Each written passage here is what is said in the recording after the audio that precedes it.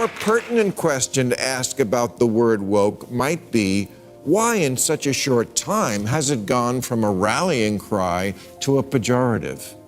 If the word only made you think of rational, deserved causes like teaching a less whitewashed version of American history, AOC would still want to own it. But it's a joke because it makes you think of people who wake up offended and take orders from Twitter, and their oversensitivity has grown tiresome. Bill Maher, any Democrats KO for SE soft reality check to dia. Anka Kena haiku party any election ki har kabajid woke left SE door ren kubajay, Anka high soft pack had Leah, JISSE DNC, or Zyada political nuxin manjar hi high. Markaya takedown at Natez, the Kud DNC ku and Artak Jakagay. Chelo dekt hain, anhon kia kaha. But you never hear anyone bragging about being a liberal. There's no liberal Bob Schmohawk as a liberal who wants to enact more liberal policies. Democrats might want to think about what that means, because the implication is you're embarrassed by what liberalism has become, that the term is now irredeemably coupled with woke nonsense, which is a shame, because despite their nonsense, it's still generally a better product. But what does it say about your brand if you don't want to say what you want? Maher blasted the DNC for being embarrassed about its own identity. He said Democrats act ashamed of their political roots, constantly apologizing instead of owning who they are.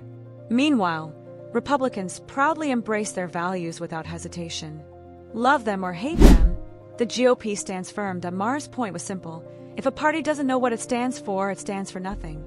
And in today's polarized climate, a party lost in self-doubt will always lose to one that wears its convictions like armor. So much of liberal politics nowadays is identity politics, and yet it seems we found the one thing liberals won't identify as: liberals. Maher hits a brutal truth here. Today's liberals seem desperate to align with any marginalized group, no matter how niche or fringe, if it helps them signal moral superiority. They'll defend every new ideology that pops up online, no matter how contradictory or ridiculous it sounds. But when it comes to defending actual liberalism, free speech, open debate, individual liberty, they go silent. It's like they're scared of their own philosophy, terrified someone will call them intolerant or outdated. Instead of standing firm, they've become trapped by their own political correctness. Modern liberals don't debate anymore. They cancel. They conform. They hide behind hashtags instead of ideas. Maher's criticism stings because it's true. The left keeps losing cultural ground not because their values are weak, but because they stop defending them. James Carville knew how to win, and he blamed the Democratic losses this November 2nd on stupid wokeness, to which AOC fired back that wokeness is a term almost exclusively used by older people these days. So that should tell you all you need to know. What? This is a term folks like you brought out very recently and had been proudly displaying at every march since. Just last year, The Guardian declared woke the word of our era. I guess they didn't get the memo from the Mean Girls Club. We don't use that emoji anymore. Woke, please, we say fetch now. This part is honestly hilarious. The same woke crowd that once screamed the word woke with pride is now running from it like it never existed. Just a few years ago, they treated it like a badge of moral superiority, flooding social media with hashtags, lectures, and self-praise about how aware and evolved they were. But now that the term has blown up in their faces, they're quietly backing away, blaming critics, and pretending it was all a misunderstanding. It's amazing how quickly a movement can ditch its own slogan the moment it becomes inconvenient. Maher nails it. If your ideas can't even survive the label you invented, then the problem isn't the word. It's the ideology behind it. Great strategy, never missing an opportunity to remind voters how lame and clueless and hopelessly uncool they are, especially since those are the ones who actually vote. But okay, fine. What word would you like us to use for the plainly insane excesses of the left that are not liberalism, but something completely different? Because you can't have that word liberal from us and think it should cover things like canceling Lincoln and teaching third graders they're oppressors. That's all your new thing. It's almost poetic that the woke crowd now finds the word woke offensive and is desperately running from it. But let's be clear, they're not abandoning the ideology. They're just repackaging it. The same ideas are still there, denying basic biological reality, insisting men can get pregnant, pushing identity over merit, and prioritizing labels over logic. They've just slapped a new name on it and hope no one notices, but the mindset hasn't changed. It's still anti-common sense, anti-reality, and completely out of touch with ordinary people. The label may be gone, but the absurdity remains. ASMR would say, changing the slogan doesn't fix the problem, it only hides the hypocrisy. A more pertinent question to ask about the word woke might be, why in such a short time has it gone from a rallying cry to a pejorative? If the word only made you think of rational, deserved causes like teaching a less whitewashed version of American history, AOC would still want to own it. But it's a joke because it makes you think of people who wake up offended and take orders from Twitter, and their oversensitivity has grown tired. The woke crowd lives in a constant state of outrage. If nothing today offends them, they'll dig through centuries of history to find something, a quote, a statue, a painting, to spark their next crusade. Victimhood has become a full-time job, and when they do find something, they don't debate it. They cancel it. Great thinkers and historical figures get erased simply for not matching modern Twitter standards. Maher's right to call out this hysteria. It isn't progress, it's regression. A society scared of its own history isn't enlightened, it's fragile. And that fragility, Maher warns, is exactly what's eating away at the Democratic Party from the inside.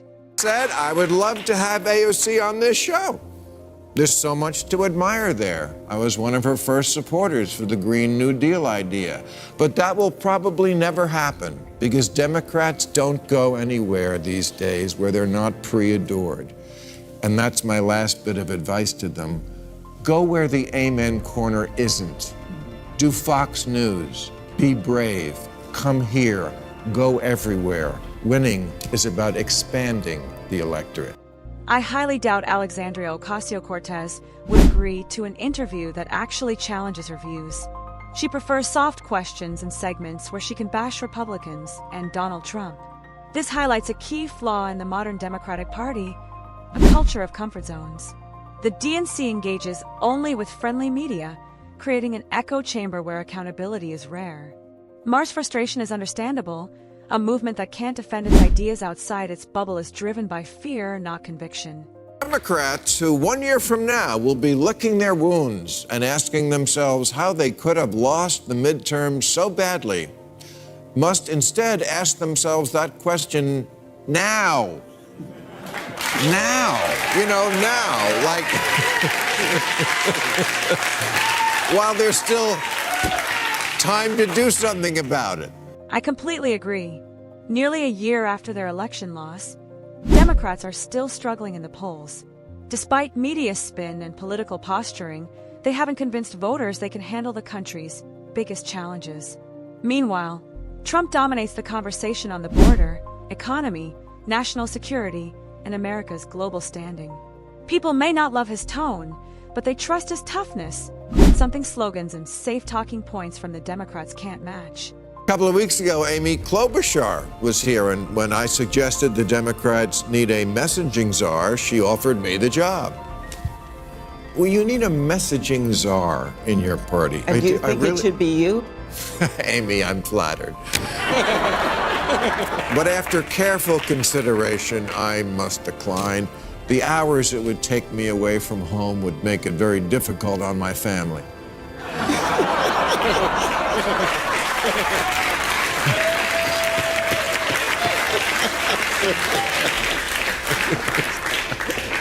But I will tonight, once again, break out my coach hat and try to point the Democrats in the right direction. That's all I can do. Ma's right. The DNC badly needs a messaging overhaul. Kamala Harris's 2024 campaign was scattered and inconsistent, focused on appeasing the fringe left instead of connecting with mainstream America. They prioritize virtue, signaling over real solutions. What they need now is clarity, coherence, and policies that resonate with working families and independents. Until they get their message right, hashtags and celebrity endorsements won't save them. I know liberals think this country is full of dumb white people, but in our democracy, dumb white people make up a substantial portion of the vote.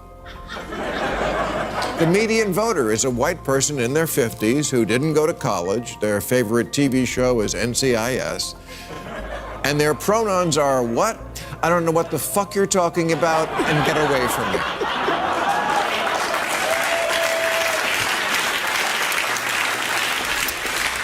In 2008, Republicans only won 4 Virginia counties by more than 70%. This month, in the governor's election there, they did it in 45 counties. And this is what a lot of Democrats were told was the reason for that. Glenn Youngkin's win proves white ignorance is a powerful weapon. Racism still works in Virginia. It's not the messaging, folks. This country simply still loves white supremacy. Ma spot on. The DNC's tone-deaf, self-righteous messaging blames everyone but themselves. Every setback is pinned on conservatives, corporations, or vague societal injustices, never their own failures. This constant deflection erodes credibility and alienates voters. Until they own their mistakes and reconnect with reality, their influence will keep shrinking. Tell you what I have ruled out is vote Democrat because white people suck. It's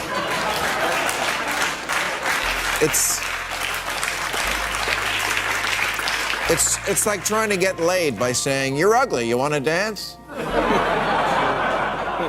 You're alienating a whole lot of people, particularly whites without a college degree, which is most of them, in a country that's still 70% white. I'd say do the math, but math is a form of white supremacy. In the end, Ma's critique of the DNC was sharp but necessary. He exposed their obsession with woke ideology, unclear messaging, and refusal to face reality. Chasing the loudest minority instead of listening to the majority has cost them ground. Ma's point wasn't to attack for sport, it was a lesson in real leadership. And that wraps up today's video. If you enjoyed it, hit like and subscribe for more. Thanks for watching.